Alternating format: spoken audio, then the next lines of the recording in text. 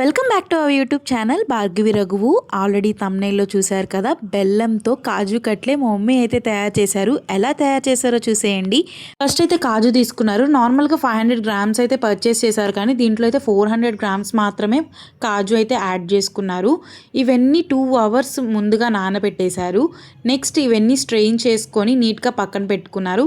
దాని తర్వాత మిక్సీ అయితే యాడ్ చేసుకున్నారు. మీకు గనక మిక్సీలో మంచిగా పేస్ట్ అవ్వకపోతే కొంచెం మిల్క్ యాడ్ చేసుకొని పేస్ట్ అయితే చేసుకోండి.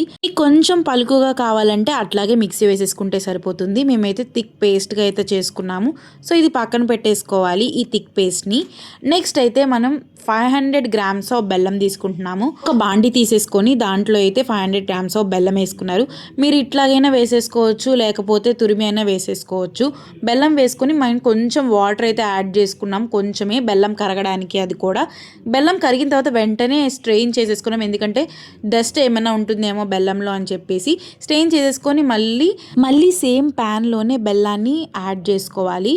యాడ్ చేసుకొని బెల్లం మనకి తీగ పాకం అంటారు కదా, అంటే ఒకసారి టచ్ చేస్తే అది కొంచెం ఇట్లా బంకగా రావాలన్నమాట. అలా అయితే మన బెల్లం కరెక్ట్ టెక్స్చర్లోకి వస్తుంది. నెక్స్ట్ మనం పక్కన పెట్టుకున్న కాజు పేస్ట్ని అయితే ఈ బెల్లం పాకంలో యాడ్ చేసుకోవాలి. నీట్గా ఈ మొత్తాన్ని బెల్లాన్ని మిక్స్ చేసుకుంటూ ఉండాలి. అండ్ ముఖ్యంగా మీడియం ఫ్లేమ్లో పెట్టుకొని మిక్స్ చేసుకుంటూ ఉండండి, అస్సలు ఆపద్దు. అండ్ నెమ్మదిగా మిక్స్ చేసుకుంటూ ఉంటుంటే ఈ బెల్లము కాజు మంచిగా ఒక టెక్స్చర్లోకి అయితే వస్తుంది. అడుగు అంటకుండా చూసుకోండి, అడుగు అంటిందో టేస్ట్ అనేది మారిపోతుంది. సో జాగ్రత్తగా కలుపుకోవాలి. అండ్ టెక్స్చర్ దగ్గర పడే కొద్దీ ఇంకొంచెం జాగ్రత్తగా కలుపుకోవాలి, ఎందుకంటే అడుగు అంటేస్తుంది కాబట్టి. ఇలా దగ్గరికి వచ్చిన తర్వాత కరెక్ట్ టెక్స్చర్లోకి మనకి ఎలా వచ్చిందని తెలుస్తుందంటే కొంచెం చేత్తో అయితే తీసుకొని దాన్ని మనం రౌండ్గా చుట్టిందంటే అది బాల్లో అయితే అది కరెక్ట్ టెక్స్చర్లోకి వచ్చిందని అర్థం. సో నేనైతే చూపిస్తాను, మీకు కొంచెం గట్టి పడింది కదా. సో ఇప్పుడైతే నేను తీసుకొని రౌండ్ అయితే చూపిస్తున్నాను. ఇలా రౌండ్ అయితే మనకి పర్ఫెక్ట్గా కుక్ అయ్యింది అని అర్థము. ఇలా కుక్ అయిన తర్వాత స్టవ్ ఆపకుండానే ఈ టెక్స్చర్ మొత్తాన్ని మనం చేసుకున్న బాండీలో స్ప్రెడ్ చేసుకోవాలన్నమాట నీట్గా. ఇలా మన బాండీ మొత్తాన్ని స్ప్రెడ్ చేసుకున్న తర్వాత అది పక్కాగా చల్లారాలన్నమాట. అది కూల్ అయితేనే కానీ మన టెక్స్చర్ అనేది మంచిగా వస్తుంది. ఇలా స్ప్రెడ్ చేసేసుకొని ఒక 10 to 15 మినిట్స్ అయితే వదిలేయాలి. మీ దగ్గర బటర్ పేపర్ ఉన్నా పర్వాలేదు, లేకపోతే ఇట్లా ఒక ప్లేట్ తీసుకోండి, మంచిగా మందంగా ఉన్న ప్లేట్ తీసుకొని దానికి మంచిగా నెయ్యి రాసేయండి. మంచిగా నెయ్యి రాసుకుంటే ఇదంతా టెక్స్చర్ అనేది నీట్గా వస్తుంది.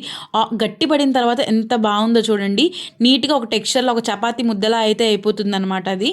సో నీట్గా ఇట్లాగా నెయ్యితో అంటించిన ప్లేట్లో ఒకసారి కలుపుకుంటుంది మా మమ్మీ.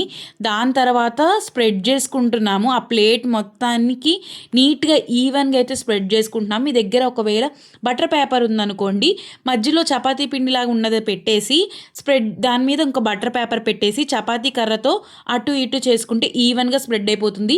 ఇలా స్ప్రెడ్ అయిన దాటిని మ్యాక్సిమం 8 అవర్స్ అయితే ఇట్లాగే వదిలేయాలి.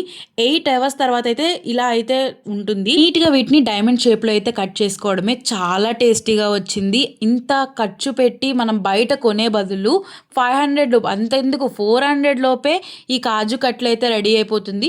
మీరు షుగర్ కూడా యూస్ చేసుకోవచ్చు, కానీ మేము బెల్లం యూస్ చేసాం కాబట్టి మాకు అంత పడింది. మీ షుగర్ కూడా యూస్ చేసుకోవచ్చు. చాలా టేస్టీగా వచ్చింది. మీరు కూడా ఒకసారి ట్రై చేయండి. చాలా ఈజీ కూడా, పర్ఫెక్ట్. ఫస్ట్ టైం చేసినప్పుడే పర్ఫెక్ట్గా వస్తుంది. అది కలుపుకోవడంలో అండ్ టెక్స్చర్ రావడంలోనే ఉంటుంది. మా కాజు కట్లే అయితే రెడీ అయిపోయింది. నేను కాజు మీద దానికి డెకరేషన్ చేశాను అనమాట, అంతే. ఇది కూడా ఒకసారి ట్రై చేసి ఎలా వచ్చిందో కమెంట్ చేసేయండి. అంతే వీడియో. సబ్స్క్రైబ్. బాయ్.